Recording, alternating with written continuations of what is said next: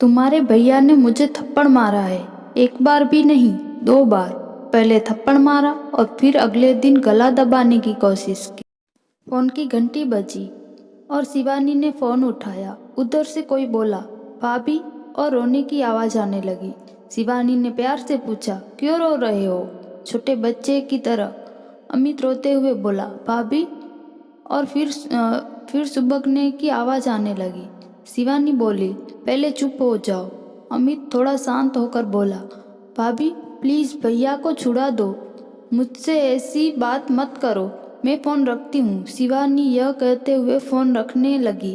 तभी उधर से आवाज आई, भाभी प्लीज फोन मत रखना। भाभी, भैया की गलती नहीं है। क्या कर रहे हो तुम? तुम्हें पता भी है मुझे तुमसे इस विषय में कोई बात नहीं करनी। कुछ और बात हो तो बताओ। भाभी मैं जानता हूँ, अमित रोते हुए स्वर में बोला। शिवानी न चाहते हुए भी थोड़े गुस्से से बोली, क्या जानते हो? यही कि भैया ने आपको मारा, और क्यों मारा ये भी जानता हूँ। अमित थोड़ा धीरे से बोला। शिवानी को अब गुस्सा आने लगा और वो थोड़ी तेज आवाज में बोली, ये सब कहने को तुम्हें किसने कहा? भाभी किसी ने नहीं। मम्मी पापा तो किसी वकील से मिलने गए हैं। उन्होंने तो आपसे बात करने को मना किया है। अमित ने जवाब दिया। तो फिर क्यों बात कर रहे हो? तुम इन सब बातों में मत पड़ो। शिवानी गुस्से से बोली, क्यों न पढ़ूं? वो मेरे बड़े भाई ही नहीं, सब कुछ है। मैं उनके बिना कैसे जीऊंगा? गलती मैंने की और सजा भैया भुगत रहे हैं। अमित कहकर चुप हो गया। तुमने कोई गलती नहीं की। तुम्हारे भैया ने मुझे मारा है। एक बार भी नहीं, 2 बार। पहले थप्पड़ मारा और फिर अगले दिन गला दबाने की कोशिश की। शिवानी झुंझलाहट में सब बोल गई। अमित भी चीख कर बोला।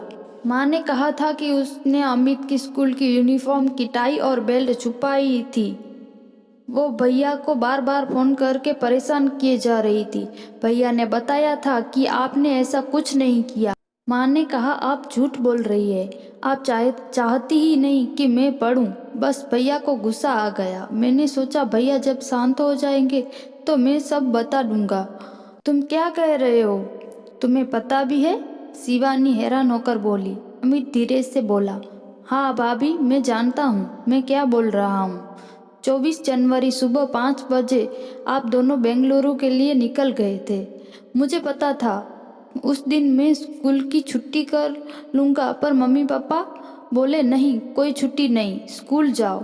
स्कूल में मेरा टेस्ट था और मैंने याद नहीं किया था।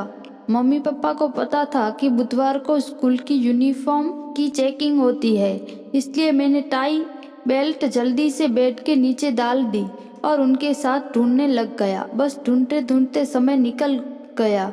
मम्मी को लगा आप छुपा कर गई हैं। उन्होंने तभी भैया को फ़ोन लगाकर गुस्से में आपके लिए बहुत कुछ कहा और साथ में ये भी कहा कि आप चाहती ही नहीं कि मैं पढ़ूं। मुझे यह पता नहीं था कि बात इतनी बड़ी हो जाएगी। सॉरी भाभी, शिवानी ने दर्द भरी आवाज में कहा। तुमने यह बात अपने भैया को क्यों नहीं बताई? मैंने भैया को फ़ोन किया था, पर भैया ने कहा मैं बाद में बात करूँगा।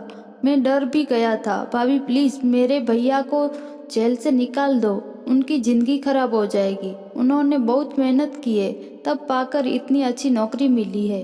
भाभी प्लीज़ मेरी खातिर। ये कहकर अमित ज़ोर ज़ोर से रोने लगा। शिवानी बोली, चुप हो जाओ, मैं तुम्हारे भैया को जेल से निकाल दूंगी, पर तुम प्रॉमिस करो तुम हमारी इन बातों के बारे में कभी किसी को नहीं बताओगे, अपने भैया तक को नहीं। आज के बाद मुझसे बात भी नहीं करोगे। शिवानी ने फ़ोन रख दिया। फ़ोन रखकर वो फुट फुट कर रोने लगी। थोड़ी देर बाद चुप हो गई और कंप्लेंट वापस कैसे लेनी है ये सोचने लगी, क्योंकि पापा ने ही वहाँ के थाने फ़ोन कर दिया था और पुलिस रात को आकर पकड़ कर ले गई थी। तभी दरवाजे पर बेल बजती है। वह दरवाजे के पीप होल से देखकर दरवाज़ा खोल देती है और दरवाज़ा खोलते ही अपने पापा के गले लगकर खूब रोती है। उसके पापा की भी आंखें नम हो जाती है। फिर उनके पापा उसे चुप करवाते हैं और उसे कहते हैं, तैयार हो जाओ थाने जाने के लिए। FIR लिखवानी है। रात को सिर्फ तुम्हारे प्रोटेक्शन के लिए पुलिस उसे ले गई थी। शिवानी पहले अपने पापा को पानी देती है और फिर चाय बनाकर लाती है। पापा कहते हैं चाय क्यों बनाई? शिवानी कहती है पापा पहले मुझे आपसे कुछ बातें करनी है, और फिर वह बैठकर सब बातें बताती है। बातें सुनकर पापा एक गहरी लंबी सांस लेते हैं और कहते हैं अब तू क्या करना चाहती है? दुखी मन से पूछते हैं। पापा मुझे कुछ नहीं करना, बस आप उस इंसान को जेल से निकलवा दीजिए और अब मैं अपनी ज़िंदगी खुद ही जीऊँगी। अभी आपके साथ आपके घर जाऊँगी और नौकरी करूँगी, बस अभी और कुछ नहीं। उसके पापा उसके सर पर हाथ रखकर एक लंबी सांस लेते हैं और कहते हैं बेटा वो तेरा घर है और सदा तेरा ही रहेगा। भावुक हो उठते हैं, फिर अपने को संभालते हुए कहते हैं तू जो चाहे कर, बस खुश रहने की कोशिश कर। और खुद के आंसू संभाल नहीं पा रहे थे। ऐसा ही होता है बाप का प्यार। आए तो थे रोज से भरे हुए, ये सोचकर कि उसे सजा दिलवा कर ही चैन से सांस लेंगे, पर बेटी के आंसुओं और बातों से शांत कर दिया। कभी कभी घर की छोटी छोटी बातें घर तबाह कर देती है, घर बसने से पहले ही उजाड़ देती है, सपनों के ताजमहल मिनट में ढेर कर देती है।